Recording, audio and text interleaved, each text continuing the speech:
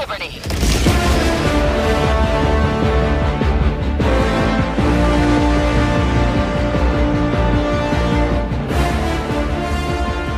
And so I guess really the whole idea of just talking and pretending to talk like something was going on beforehand does not work quite as well if I'm by myself. But here we are. I'm doing it anyway. Welcome back, Helldivers. Welcome to Super Earth Podcast. I am the Mike. The Lido is working right now. But some serious things have gone down, and you guys have shared some stories with us. So we wanted to put something out a little sooner than perhaps expected. So there's a major patch that came out very recently. Some people, there seem to be some mixed emotions. So we've got patch 0.300.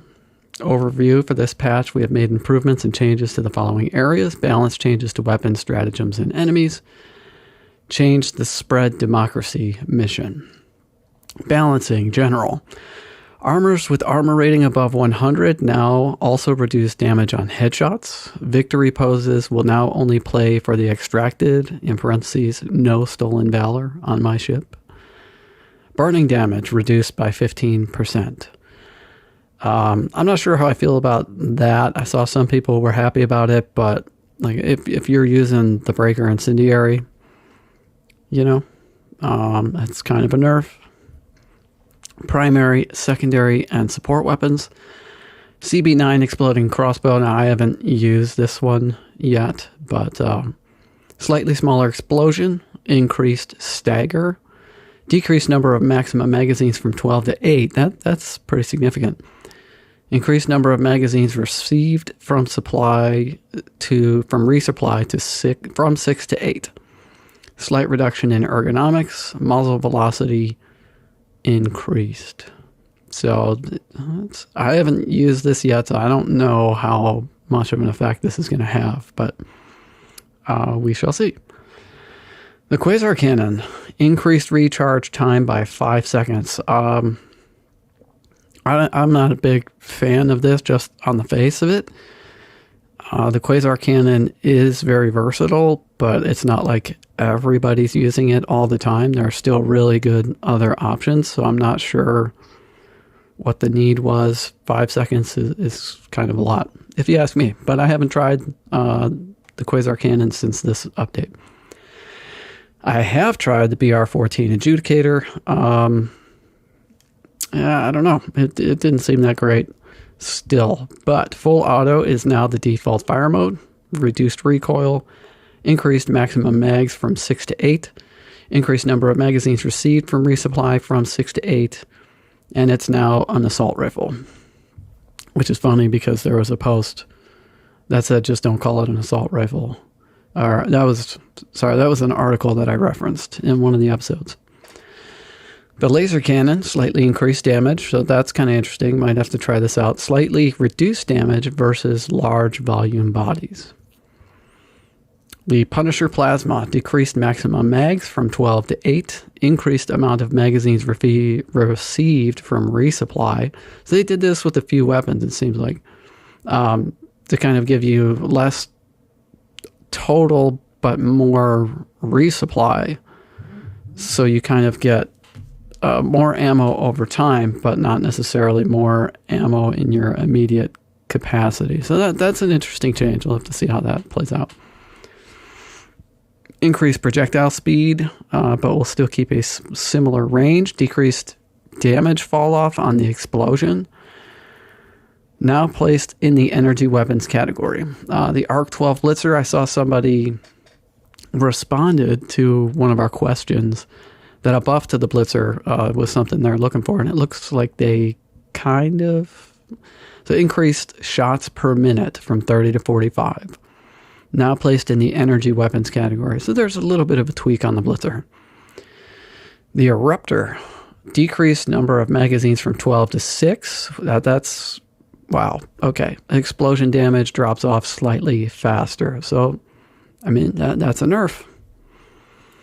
Sickle, decreased amount of magazines from 6 down to 3. So I guess that's not a big deal if you aren't overheating with the sickle. The scythe, which nobody uses, so this might be good. Increased damage from 300 to 350. Decreased max number of mags from 6 to 4. Again, that's an energy weapon, so I don't think you have to reload unless you overheat. So that shouldn't be a problem. The railgun, increased armor penetration in both safe and unsafe mode. Hey, any love that they can give to the railgun, I am down. So slightly reduced stagger force. Heavy machine gun now has a third-person crosshair. So I did not know that it did not have a crosshair, but okay. The diligence counter sniper, damage increased from 128 to 140 and improved ergonomics. So that's a weapon I really wanted to like, but could not. So I'm going to have to try this out again, I think, because that seems promising. The diligence also got a damage buff. Redeemer, slight increase in recoil, which, I mean, I guess I get it. You know, everybody's probably running the Redeemer, or most people, but I don't know. It's like the one thing that is like my personal fallback weapon. So for it to be a little less friendly, I'm not super happy about that. The P2 Peacemaker increased damage from 60 to 75. The Senator, I like this, increased damage from 150 to 175. Speed loader added when reloading on an empty cylinder. Speeds up reload on empty considerably. Now that is cool because I do like this pistol. So I like that. The Dagger, which I have not used, increased damage from 150 to 200. That's significant. Liberator, increased damage from 55 to 60. Liberator Concussive, damage increase from 55 to 65. The Jar 5 Dominator, damage decreased from 300 to 275. Now, this one I don't really get. I mean, it's not like... I know one guy from the Discord, Shoeshiner, who runs the Dominator in his build. I've tried it. I want to like it, but I have not gotten good with it yet. So this is that's a curious decision. The Guard Dog, oh boy, decreased damage by 30%. Okay. Airburst Rocket Launcher. The Airburst Rocket Launcher will no longer detonate when shot near stratagems and other Helldivers. Well, okay, good to know. Reduced proximity radius for that as well. Moving on to some stratagem changes. The Machine Gun Sentry has increased health to match the others. The Tesla Tower has increased health by 33%. The Spear added reload stage reload after the spent missile had been discarded. I'm not sure. I'm reading it as it's written. Added reload stage reload after the spent missile had been discarded. So I haven't used the Spear in a while, so maybe I'm just not understanding the mechanics there. Enemies. Bile Spewer and Nursing Spewers, move speed slightly reduced. Okay. Hulk's force required for them to stagger slightly increased. Hulk Scorcher. Direct flamethrower damage reduced by 20%. Okay, I can live with that. Devastator fire rate slightly increased. Only the standard Devastator. Gunships sideways movement slightly increased. Are you serious? Gunship sideways movement slightly increased. They hate us. Scout Strider riders now less vulnerable to explosions. They really do hate us. Fog generators, health and armor increased. Yep, they hate us. Gunship spawners now have a much lower cap on how many gunships they can have active at the same time. Okay, maybe they don't totally hate us. Enemy patrols. Patrol spawning has been increased when there are fewer than 4 players. Yeah, it felt like that when I was playing this morning. The fewer the players, the bigger the change. For 4-player missions, there will be no change compared to before. The biggest noticeable change will be for solo players at higher difficulties. Okay, well, I was playing on medium, and they just kept showing up, so that must be why. Gameplay. Made minor level generation improvements to how we distribute locations throughout the mission map. This should improve variation in distance between objectives, thank goodness. And objectives will likely not spawn as far away from each other as often as before.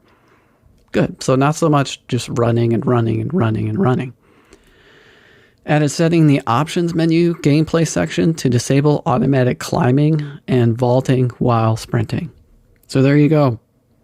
The memes. The memes are not entirely necessary anymore because now you can change that. The Spread Democracy mission, otherwise known as Raise the Flag, can now be enjoyed on higher difficulties for maximum freedom spreading. Yeah. I think Kyle was saying this the other day when we were playing, that they joined me on a lower mission and we were doing something to that effect. And they were like, you know what? Why don't we have these missions on the higher difficulties? When readying up, Helldivers now salute to ensure maximum democratic readiness.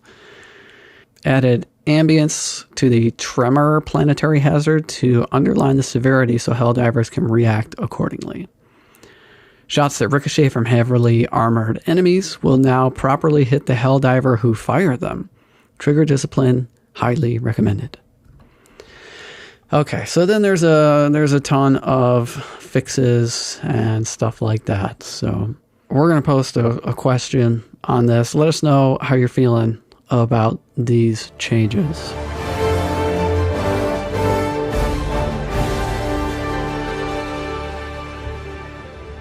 One of the reasons we wanted to throw an episode out a little faster was the stories. We're getting a bunch of stories from you guys and girls, and these are great.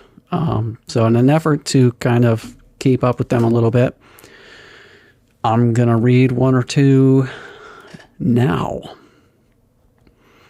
This one comes from Matthew. He says, "Hey guys, this is a little bit of a role play as a story of a play session I had a week or so ago. Gentlemen, Helldivers, instruments of managed democracy, lend me some time so I can tell you a tale.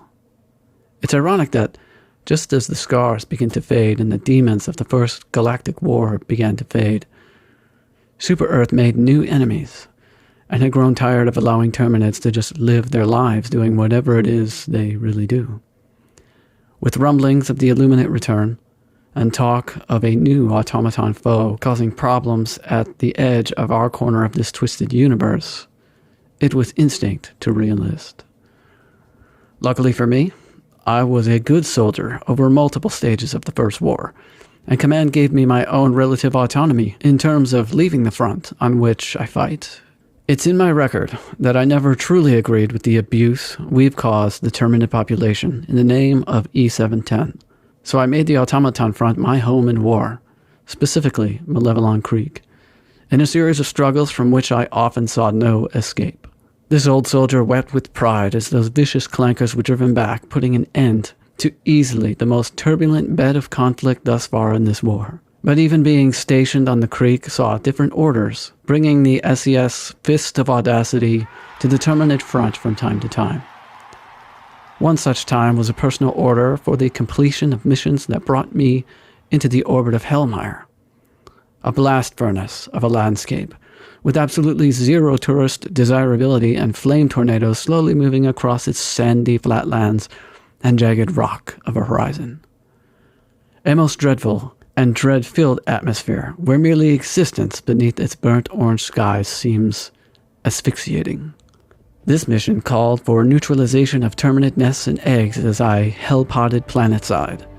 3 fellow divers had already began things. Attempting communication with my fellow divers returned no reply. So I took stock of the map and points of interest and got to work, aiding the effort by terminating a broadcast, getting the jump on a layer of stalkers before joining and aiding the other 3 dismantling a shrieker nest and hitting the final 2 nests that were the main objective. Surprising enough, even the flame tornadoes were oddly accommodating through all of this, as lines of communication were completely severed between the 4 of us. Heading toward extract, one of the others called to the field an EXO-45 Patriot and began appropriately patrolling as the rest of us called in the Pelican and resupplied, as those bugs swarmed extract like the denizens of hell that they are. We had to break from extract for reasons of survival. Not 1, but 2 chargers took down the Patriot, and I reinforced the fellow Helldiver. Request approved. Reinforcements on the way. Who then executed a near-perfect Hellpod-assisted takedown, half avenging their mech. I did my best to get back within range so Frank and his Pelican would continue their approach uninterrupted. Then, out of nowhere, my 3 fellow Helldivers dropped to the ground, and not 1, but 3 alerts of Helldivers exiting the squad came across comms. The extraction was halted as well, clearing out the landing zone and reaching the terminal to signal the Pelican once. It was inoperable. I was alone, with 8 minutes on the clock before the SES Fist of Audacity returned to Super Earth orbit.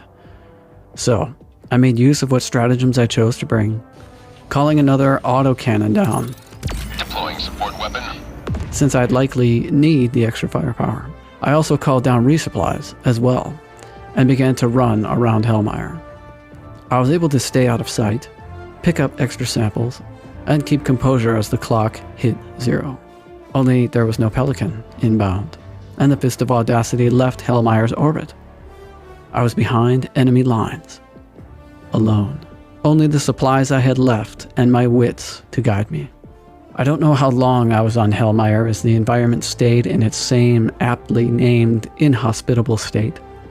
I remember firing my last round, which killed a hunter, and going scrounging for ammo crates as enemies of all alternate shapes and sizes gave chase. It wasn't long before I knew what had to happen. I had to use Hellmire. I saw fire tornadoes to the south and began Pied Pipering the horde that way.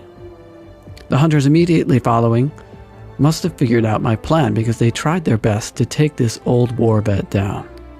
However, I had tricks up my sleeve and stayed just out of reach.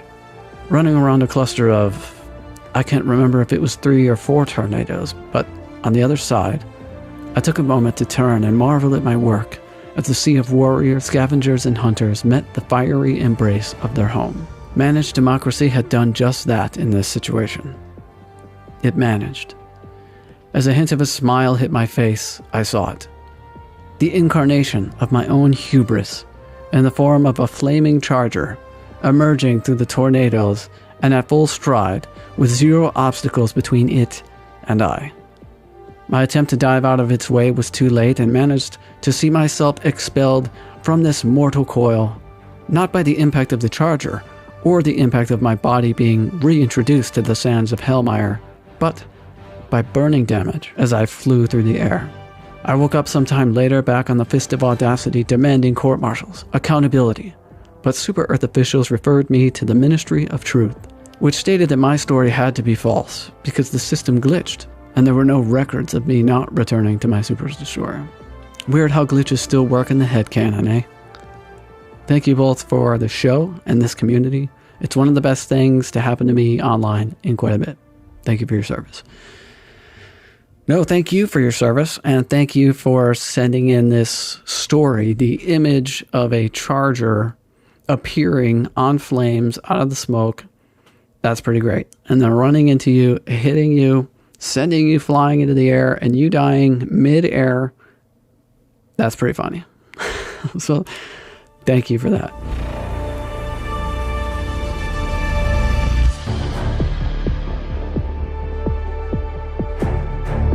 This one comes from the Discord. This is DB Shooter. My ship is the Aegis of Freedom. Aegis meaning shield or protector. Thank you for that, because I did not know. I was running Helldive difficulty against automaton forces a week ago when someone mentioned splitting up into buddy teams while on a soil scan mission. The guy I was paired with, I think his name was PLM, was great, and we secured the objectives on our side of the map with ease until the section where you have to upload the soil scans. If you've played this game mode, you'll know how difficult it is when dropship after dropship deliver hulks and tanks right on top of you. Yes, we know. Especially on Helldive difficulty, and especially with half your squad missing. Oh man. After barely scraping through and finishing the objective, the fight was not over. The forces we were fighting weren't yet defeated and more dropships were incoming. But there was hope. The rest of our team was in view on the other side of a lake fighting an entirely different army. So PLM and I fought, dived, threw grenades, threw stratagems while running across 200 meters of open ground until we linked up with the other two Helldivers. Once together, the LZ was in view about 150 meters away, and both armies were converging on our position. I threw down ELM and explosive mortars, and we dug into our fighting positions. This was a classic situation of being between a rock and a hard place. This was when more dropships started coming, landing in between us and the extraction. Wave after wave started encroaching on our position. Normally on Helldive, a couple dropships are enough to push back a group of Helldivers, but not this time. We had 4 Helldivers, fully locked on. We didn't let the automatons take an inch of ground against us. But the fight was not stopping. More dropships, more tanks, more hulks, and hordes of bruisers. I've never seen Helldivers fight so thoroughly for so long. Wave after wave of bots crashing against our position, and yet we remained standing. It was only after 10 to 12 minutes of constant fighting that the automatons finally accepted defeat. Our team had to disband for the night, but I made sure to friend request each diver. Well, that, I don't know if I can do a story like that justice by reading it. Thank you for sharing it, but I think a lot of the people who have played this game understand that is no joke. You're on Helldive difficulty, and the bots are just dropping and dropping and dropping, and you guys held your ground. That is impressive. If it were me out there, you would have been reinforcing me over and over again. So, great job, great story. Thank you for sharing.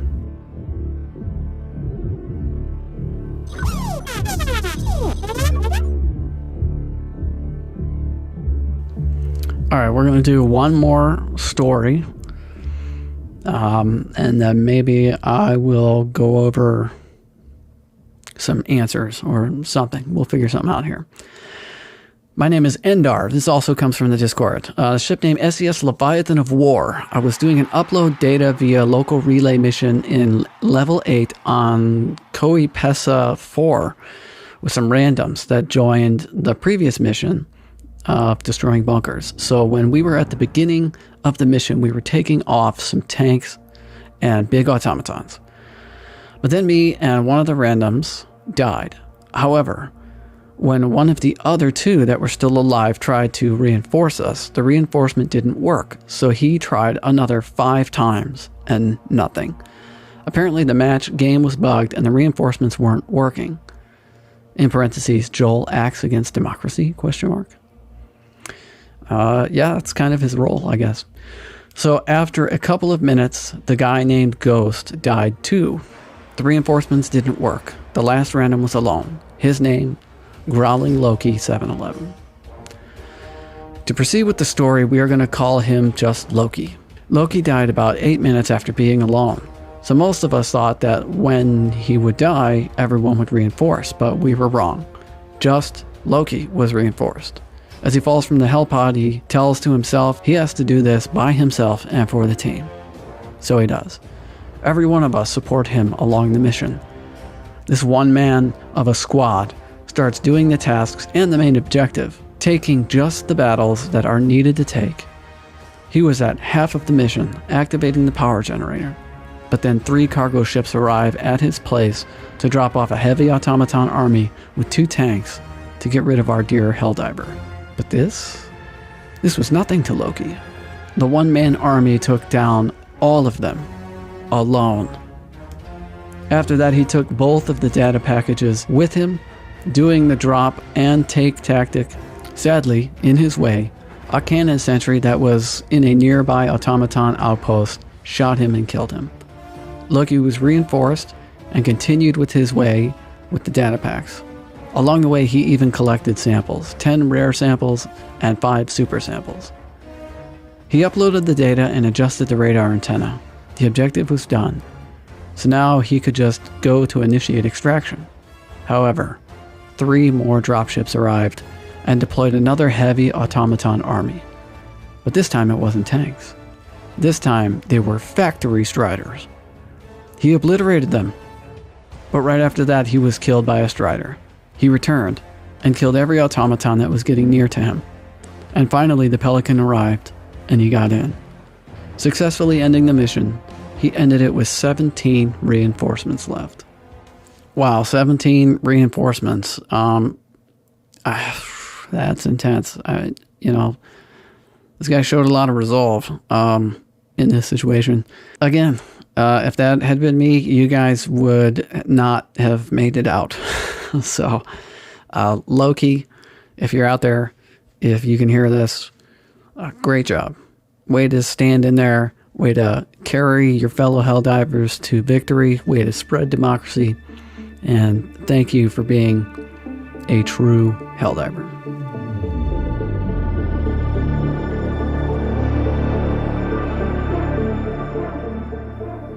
All right, we're going to take a few responses to the question, what are your thoughts on the new Airburst rocket launcher? Brian, responding to us on Spotify, says, good for lots of small bugs. And that's kind of what I figured. Fernando says, too messy up close. Aether says, after the patch, it's slightly less bad. Nice. Joshua writes in, he says, needs a little work, but has great potential, especially clearing light patrols of Terminids and automatons. Reporting from the SES, Sentinel of Wrath. Thank you for your service, Joshua. Infinite Rewind says, this does all things except one worse than everything else. Only thing it does well is pulverize a group of Shriekers. Well, I mean, that's not nothing, but I see your point. Happy Spaz says, too many friendly kills. Yeah, I think a lot of this was before the update. So if you're listening to this, have you tried it since the update? What do you think? Jace says, I love it. Situational awareness is a must, and understanding the mechanics is key. Mike, he says, I swore also a week ago they buffed medium all the way to hard. Great show. Thank you. Thanks for the compliment, and also thank you for backing me up on the medium difficulty. I don't know what's going on there. I just took the adjudicator into medium difficulty and some other things just to kind of try things out. And it still felt harder than I wanted it to be. Like, I don't pick medium because I want a challenge. I pick medium because I want to have fun shooting stuff and test out the mechanics. But I was still getting killed. So let's see. We posted a poll. And would you like to see an attack on Super Earth? The current standing of this poll is 86% of you would like to see an attack on Super Earth. But that leaves 14% that say no. So, if you're saying no, why? I'm just curious. I don't necessarily disagree. I could go either way. I think it would be kind of fun at some point to see Super Earth and defend Super Earth from inside the bounds of the planet. But if you don't want to see that, why is that? Share your thoughts. Okay, that's it. This one's not intended to be super long. Just a little bit of information, a couple stories, and then we're going to get out of here. So thank you for your time. Thank you for being here. And stick around. We'll be back eventually, and keep spreading democracy.